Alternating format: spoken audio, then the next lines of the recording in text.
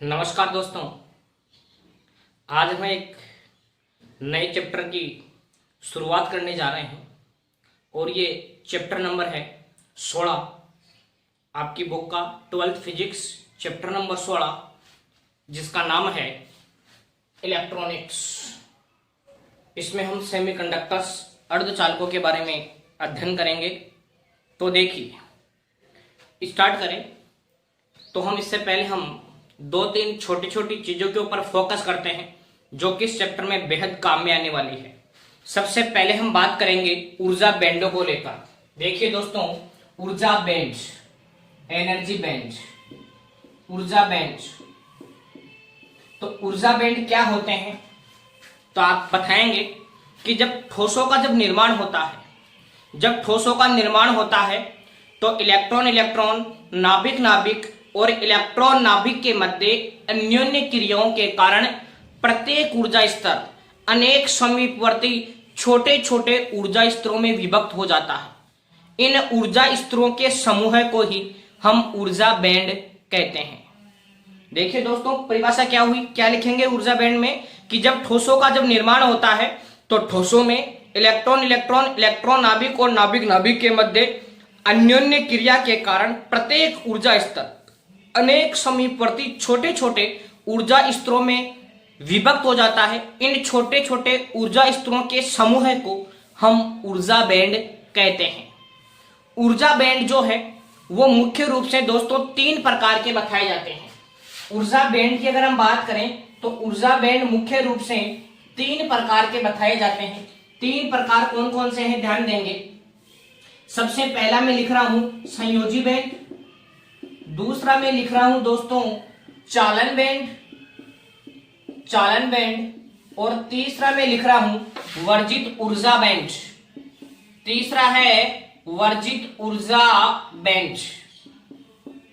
अब देखिए, ऊर्जा बैंड मुख्य रूप से तीन प्रकार के होते हैं, संयोजी बैंड, चालन बैंड और वर्जित ऊर्जा बैंड। इसको हम वर्जित ऊर्जा अंतराल भी कहते हैं। ठीक है। अब देखिए संयोजी बैंड क्या होता है। इसमें आपको क्या बताना है कि वह बैंड जिसमें संयोजी इलेक्ट्रॉन पाए जाते हैं, वह बैंड जिसमें संयोजी इलेक्ट्रॉन पाए जाते हैं संयोजी बैंड कहलाता है। वह बैंड जिसमें संयोजी इलेक्ट्रॉन पाए जाते हैं संयोजी बैंड कहलाता है। संयोजी बैंड में उपस्थित इलेक्ट्रॉनों के कारण विद्युत धारा का प्रवाह नहीं होता है। याद रखेंगे दोस्तों, संयोजी बैंड में आप क्या लिखेंगे कि वह बैंड जिसमें संयोजी इलेक्ट्रॉन पाए जाते हैं संयोजी बैंड कहलाता है और संयोजी बैंड में विद्यमान इलेक्ट्रॉनों के कारण विद्युत धारा का चालन नहीं होता है। क्लियर। दूसरा हम बात करें चालन बैंड। तो चालन बैंड में आप बताएंगे कि संयोजी बैंड से ऊपर एक और बैंड स्थित होता है।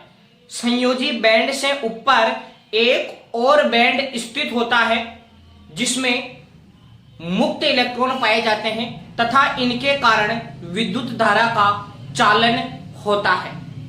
तो चालन बैंड में आपको सिंपली लिखना है कि संयोजी बैंड से ऊपर एक और बैंड उपस्थित होता है जिसे चालन बैंड कहते हैं और इस बैंड में उपस्थित मुक्त इलेक्ट्रॉनों के कारण विद्युत धारा का चालन होता है। क्लियर। फिर जो तीसरा है वो है हमारे पास वर्जित ऊर्जा अंतराल।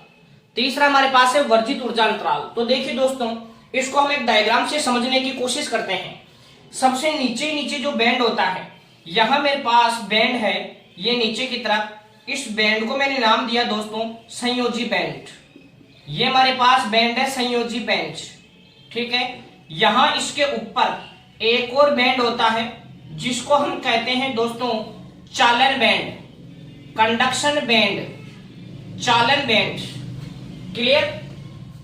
ये संयोजी बैंड, इसके ऊपर एक चालन बैंड। ये दोनों बैंड के बीच में ये जो गैप बच गया इसको हम कहते हैं वर्जित ऊर्जा बैंड या वर्जित ऊर्जा अंतराल। एक ही बात है दोस्तों, वर्जित ऊर्जा अंतराल।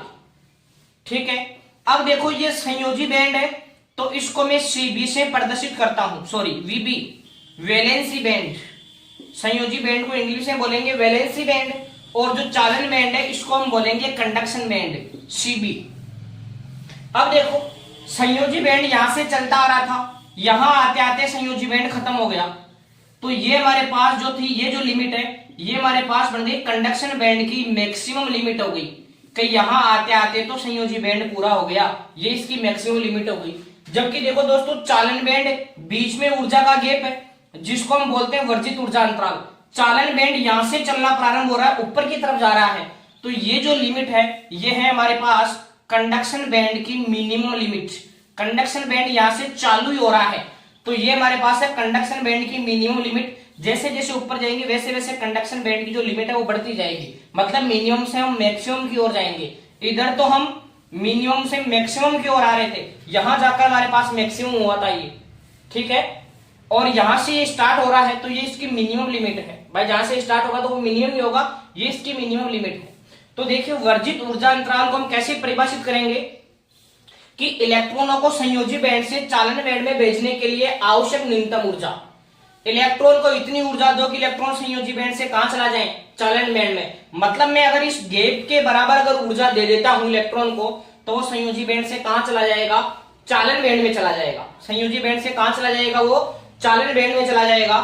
तो वर्जित ऊर्जा अंतराल को हम किस तरीके से परिभाषित करेंगे कि इलेक्ट्रॉनों को संयोजी बैंड से चालन बैंड में भेजने के लिए आवश्यक ऊर्जा अंतराल ही या आवश्यक ऊर्जा ही वर्जित ऊर्जा अंतराल या वर्जित ऊर्जा बैंड कहलाता है। तो ये बात आपको क्लियर हुई होगी कि वर्जित ऊर्जा बैंड कहां पाया जाता है, तो आप बताएंगे संयोजी बैंड और चालन बैंड के मध्य में पाया जाता है। वर्जित ऊर्जा बैंड कहां पाया जाता है, तो आप कहेंगे संयोजी बैंड और चालन बैंड के ठीक मध्य के अंदर जो ऊर्जा अंतराल होता है उसको हम बोलेंगे वर्जित ऊर्जा अंतराल या वर्जित ऊर्जा बैंड। अब देखिए दोस्तों, कई बार यहां से आपको न्यूमेरिकल भी पूछा जा सकता है। यहां ऊर्जा का मान दे देगा आपको जैसे 5 वोल्ट, यहां ऊर्जा का मान दे दिया ऊर्जा का मान दे दिया जैसे 5 इलेक्ट्रॉन वोल्ट, और यहां आपको दे दिया 8 इलेक्ट्रॉन वोल्ट। तो आप क्या करेंगे, 8 में से 5 घटा देंगे तो 3 इलेक्ट्रॉन वोल्ट जो है वो वर्जित ऊर्जा अंतराल का मान होगा।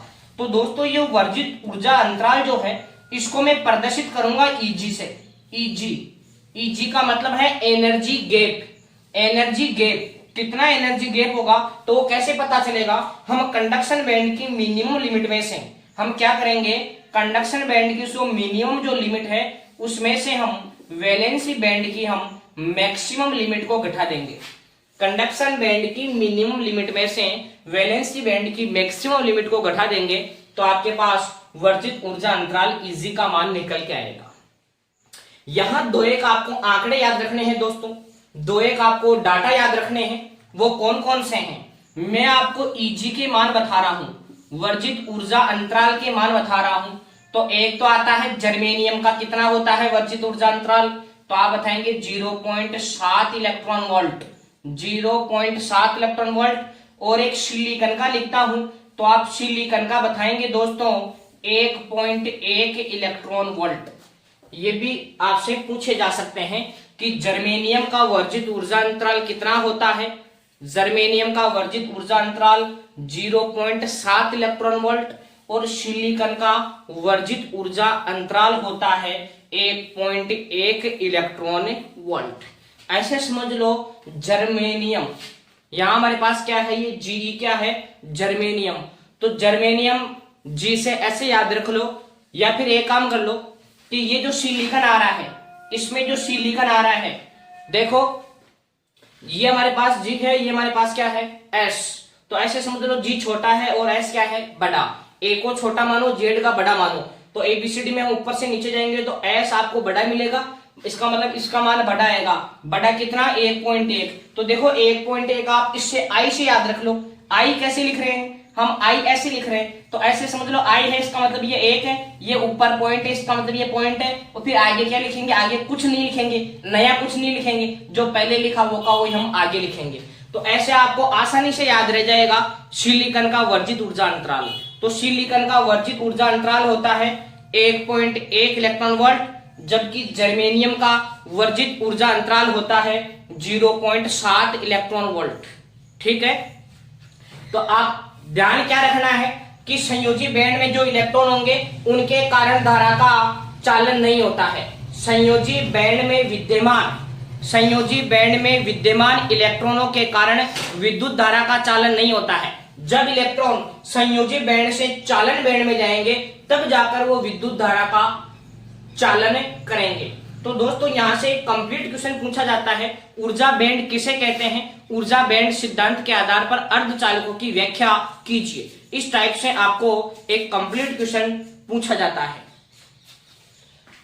अब हम बात करेंगे दोस्तों चालक, अर्धचालक और कुचालकों में अंतर को लेकर। यहां से भी एक अच्छा क्वेश्चन आपसे पूछा जा सकता है। तो देखिए हम 4 गुणों को लेकर चर्चा करेंगे, प्रतिरोधकता, चालकता, आवेशवाहक और ऊर्जा अंतराल। तो चालकों की अगर प्रतिरोधकता की बात करें तो इनकी प्रतिरोधकता बहुत कम होती है, 10 की घात -2 से 10 की घात -8। और दोस्तों प्रतिरोधकता का मात्रक होता है ओम इंटू मीटर। तो आप मात्रक यहीं पे लिख देना एक साथ, इनका प्रतिरोधकता का मात्रक क्या होता है तो आप अलग से इसको यहीं पे मेंशन कर देना, ओम इंटू मीटर। ठीक है। दूसरा अगर मैं बात करूं कुचालकों के लिए तो अर्धचालकों में ये 10 की घात -5 से 10 की घात +6, थोड़ा ध्यान रखना है। और अगर कुचालकों की अगर मैं बात करूं तो कुचालकों में आप लिखेंगे 10 की घात 11 से 10 की घात 19। मात्रक इसका मैंने एक जगह लिख दिया है ओम इंटू मीटर। अगर आप यहां मात्रक नहीं लिखते हैं, यहां अगर आप मात्रक नहीं लिखते तो सबके साथ मात्रक लिखे आप ohm into metre, ohm into metre, ohm into metre. याद रखें दोस्तों प्रतिरोध का मात्रक केवल ओम होता है, जबकि प्रतिरोधकता का मात्रक होता है ओम इंटू मीटर। अब देखिए दूसरा मैं चालकता की बात करूं तो दोस्तों जो चालकता है ये प्रतिरोधकता की उल्टी होती है। चालकता प्रतिरोधकता की उल्टी होती है। उल्टी का मतलब घात का चिन्ह बदल दो, जहां माइनस का है वहां प्लस का कर दो, जहां प्लस का है वहां माइनस का कर दो। तो ये इस तरीके से हो जाएगी इनकी चालकता। देखो दोनों बातें प्लस में थी इसलिए दोनों को माइनस में किया, दोनों ये माइनस में तो ये प्लस में, ये प्लस में तो ये माइनस में, यहां दोनों ही माइनस की थी तो दोनों को मैंने प्लस में किया। तो जो चालकता होती है प्रतिरोधकता का व्युत्क्रम होती है। मात्रक इसका बन जाएगा दोस्तों ohm inverse into metre inverse, ohm inverse into metre inverse. ये भाई इसका उल्टा करेंगे, यहां ओम की घात 1 और मीटर की घात 1, तो इसका मात्रक बन जाएगा ओम इनवर्स मीटर इनवर्स। अगर बात करें आवेश वाहकों की तो दोस्तों चालकों में जो आवेश वाहक होते हैं वो होते हैं मुक्त इलेक्ट्रॉन। चालकों में धारा किसकी वजह से बहती है तो केवल और केवल मुक्त इलेक्ट्रॉनों के कारण धारा बहती है। अर्धचालकों में धारा बहती है मुक्त इलेक्ट्रॉन और होलों के कारण। मुक्त इलेक्ट्रॉन भी होते हैं और होल भी होते हैं। ये होल क्या बला है इसकी हम बड़े प्यार से चर्चा करेंगे अगले सेशन में, अगली वीडियो में हम चर्चा करेंगे कि होल क्या बला है। ये फिलहाल आप याद रखें अर्धचालकों में आवेशवाहक मुक्त इलेक्ट्रॉन और होल होते हैं, जबकि कुचालकों में कोई आवेशवाहक नहीं। कुचालकों में धारा बहती नहीं है, तो धारा नहीं बहती तो आवेशवाहक कहां से होंगे, तो कुचालकों में कोई आवेशवाहक नहीं होते हैं। तीसरा और अच्छा अंतर ऊर्जा अंतराल। ऊर्जा अंतराल देखिए हमने पढ़ा कि नीचे तो हमारे पास होता है संयोजी बैंड, नीचे तो हमारे पास होता है संयोजी बैंड और ऊपर हमारे पास होता है चालन बैंड। तो अर्धचालकों की स्थिति में क्या होगा, ये संयोजी बैंड और जो चालन बैंड है ये दोनों एक दूसरे के अंदर धसे हुए रहते हैं, दोनों एक दूसरे के अंदर धसे हुए रहते हैं। मतलब यहां वर्जित ऊर्जा अंतराल Eg की वैल्यू कितनी होती है 0। इसको हम बोलते हैं अति व्यापित क्षेत्र। दोनों एक दूसरे के अंदर अति व्यापित रहते हैं, सुपरपोज्ड रहते हैं, अर्थात इनके मध्य कोई ऊर्जा अंतराल नहीं होता है। चालकों की स्थिति में वर्जित ऊर्जा अंतराल की वैल्यू कितनी होती है 0। तो अब ये यहां से भी क्वेश्चन पूछा जा सकता है कि चालकों के लिए वर्जित ऊर्जा अंतराल का मान कितना होता है 0। और वर्जित ऊर्जा अंतराल 0 होने का मतलब क्या हुआ, संयोजी बैंड और चालन बैंड दोनों एक दूसरे के अंदर धसे हुए रहते हैं, एक दूसरे के अंदर अति व्यापित रहते हैं। दूसरा हम बात करें अर्धचालकों के लिए तो अर्धचालकों के लिए देखिए दोस्तों नीचे वही कौन सा बैंड, संयोजी बैंड, संयोजी बैंड से ऊपर कौन सा बैंड, चालन बैंड। यहां जो अंतर है Eg का मान जो है वो 3 इलेक्ट्रॉन वोल्ट से कम रहता है, वर्जित ऊर्जा अंतराल का मान 3 इलेक्ट्रॉन वोल्ट से कम रहता है। जैसा कि अभी हमने चर्चा की जर्मेनियम का 0.7 इलेक्ट्रॉन वोल्ट और सिलिकॉन का 1.1 इलेक्ट्रॉन वोल्ट, तो डेफिनेटली दोनों मान 3 से कम ही है। तो अर्धचालकों के लिए वर्जित ऊर्जा अंतराल की वैल्यू 3 इलेक्ट्रॉन वोल्ट से क्या होती है, कम होती है। अगर हम बात करें कुचालकों के केस में तो नीचे हमारे पास कौन सा बैंड, संयोजी बैंड, संयोजी बैंड से ऊपर कौन सा बैंड, यहां उसके ऊपर है चालन बैंड, ये हमारे पास है चालन बैंड। तो यहाँ वर्जित ऊर्जा अंतराल की जो वैल्यू है दोस्तों वो 3 इलेक्ट्रॉन वोल्ट से ज्यादा होती है। वर्जित ऊर्जा यहाँ गैप ज्यादा, यहाँ गैप कम और यहाँ गैप होता ही नहीं है, यहाँ तो एक दूसरे के अंदर दसे हुए रहते हैं। तो यहाँ जो Eg की वैल्यू आएगी वो आएगी 3 इलेक्ट्रॉन वोल्ट से ज्यादा। वर्जित ऊर्जा अंतराल जो यहाँ आएगा वो 3 इलेक्ट्रॉन वोल्ट से ज्यादा होगा। याद रखें दोस्तों, सबसे ज्यादा वर्जित ऊर्जा अंतराल हीरे का होता है। सबसे ज्यादा वर्जित ऊर्जा अंतराल हीरे का होता है। कितना होता है सर? तो मैं कहूंगा 7 इलेक्ट्रॉन वोल्ट। सबसे ज्यादा वर्जित ऊर्जा अंतराल किसका होता है? हीरे का। कितना होता है? 7 इलेक्ट्रॉन वोल्ट। तो यहां से भी आपको 4 से ज्यादा अंतर कभी नहीं पूछे जाएंगे। ये भी एक बहुत अच्छा क्वेश्चन है चालक, अर्धचालक और कुचालकों में अंतर को लेकर। ठीक है, तो आपको ये जो वीडियो है ये अच्छे से क्लियर हुआ होगा। इसमें हमने मेनली 3 टॉपिकों पर चर्चा की। अर्धचालकों का जो बेसिक ऊर्जा बैंड सिद्धांत है उसको हमने देखा, फिर हमने इनके प्रकारों को देखा और फिर हमने इनके अंतर को देखा। आप इसका एक स्क्रीनशॉट लीजिए दोस्तों। तो आई होप कि आपको ये वीडियो अच्छे से क्लियर हुआ होगा। वीडियो को ज्यादा से ज्यादा शेयर कीजिए, चैनल को सब्सक्राइब कीजिए। थैंक यू, जय हिंद। अब हम बात करेंगे दोस्तों अर्धचालकों के वर्गीकरण को लेकर। यहां से आपको 1 नंबर में क्वेश्चन पूछा जा सकता है। तो देखिए, हम जो अर्धचालक पदार्थ है इनको हम 4 भागों में बांटते हैं। पहला मैं लिखता हूं अकार्बनिक अर्धचालक, अकार्बनिक अर्धचालक। दूसरा मैं बात करता हूं कार्बनिक अर्धचालक की, कार्बनिक अर्धचालक, ऑर्गेनिक सेमीकंडक्टर। तीसरा मैं बात करता हूं कार्बनिक बहुलक की, कार्बनिक बहुलक। और चौथा हम बात करते हैं दोस्तों तात्विक अर्धचालक, तात्विक अर्धचालक। देखिए, कार्बनिक बहुलक में इनमें दोस्तों आपको सीधा एग्जांपल पूछा जाएगा कि अकार्बनिक अर्धचालक के कोई 2 उदाहरण दीजिए। इस तरीके से 4 क्वेश्चन पुटअप होंगे यहां से। तो अकार्बनिक अर्धचालक में आप याद रखेंगे कैडमियम सल्फाइड और गैलियम आर्सेनाइड, कैडमियम सल्फाइड और गैलियम आर्सेनाइड। इसको तो क्या पढ़ेंगे आप? Cadmium sulphide. और इसको आप पढ़ेंगे गैलियम आर्सेनाइड, गैलियम आर्सेनाइड। कार्बनिक अर्धचालक, इसमें आप याद रखेंगे एक तो एंथ्रासिन और एक याद रखेंगे मादिल थैलोएथानिन। एक ही नाम है दोस्तों पूरा, मादिल थैलोएथानिन। ये एग्जाम्पल हो गए कार्बनिक अर्धचालक के। कार्बनिक बहुलक, अब दोस्तों बहुलक नाम सुनते ही आपके दिमाग में एक बात आ रही होगी। बहुलक आपने सुना होगा पॉलिएस्टर, पॉलीवाइनिल क्लोराइड, ठीक है, पॉलीथीन। तो बहुलक के आगे पॉली शब्द लगाते हैं, बहुलक के आगे हम पॉली शब्द लगाते हैं। तो इसका आपके पास उदाहरण बनेगा कार्बनिक बहुलक के अंदर पॉलीपाइरोल, एक तो पॉलीपाइरोल और एक आप लिखेंगे पॉलीथायोफिन। ये कार्बनिक बहुलक का उदाहरण है, पॉलीपाइरोल और पॉलीथायोफिन। तात्विक अर्धचालक, तात्विक का मतलब तत्व, तात्विक का मतलब कहां से लेंगे? तत्व से। तो इसमें आप लिखेंगे 2, एक तो लिखेंगे सिलिकॉन और एक आप लिखेंगे जर्मेनियम। तात्विक अर्धचालक का उदाहरण है सिलिकॉन और जर्मेनियम। कार्बनिक बहुलक का उदाहरण है पॉलीपाइरोल और पॉलीथायोफिन, पॉलीपाइरोल और पॉलीथायोफिन। ये कार्बनिक बहुलक का उदाहरण है। तो ये यहां से आपको पूछा जाएगी, किसी के भी आपको एग्जांपल पूछे जा सकते हैं। जैसे अकार्बनिक अर्धचालक के कोई 2 उदाहरण दीजिए, तो आप बताएंगे कैडमियम सल्फाइड और गैलियम आर्सेनाइड। कार्बनिक अर्धचालक के उदाहरण तो आप याद रखेंगे एंथ्रासिन पहला, और दूसरा आप याद रखेंगे मादिल थैलोएथानिन।